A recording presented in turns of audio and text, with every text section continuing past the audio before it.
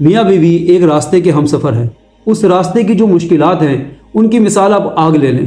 یہ شوہر کی ذمہ داری ہے کہ وہ اس آگ پر خود چلے اور حتی الامکان اپنے ہم سفر کو اور اپنے کنبے کو یعنی اولاد کو اس آگ سے بچا کے رکھے۔ چنانچہ مرد کو بھی یہ سمجھنا چاہیے کہ وہ غیر ذمہ داری نہ دکھائے۔ اسی طرح بیوی کو بھی یہ بات سمجھنی چاہیے کہ وہ خود آگ پہ چل رہا ہے اور مجھے اس کے باوجود جو تپش آ رہی ہے وہ بہرحال اس سے کم ہے جو اس کو محسوس ہو رہی ہے۔ تو اس جگہ پر مجھے اس سے شکوے کرنے کی بجائے اس کی سپورٹ بننا چاہیے، اس کو اپریشیٹ کرنا چاہیے، اس کی قربانی کا احساس کرنا چاہیے، اور یہی چیز مجھے اپنی اولاد کو سکھانی چاہیے۔ تو اب معاشرے کا بیسک یونٹ یعنی شوہر اور بیوی جب یہ مضبوط ہوں گے تو یہاں پر رہنے والی اولاد بھی زیادہ اچھی پرورش پائے گی۔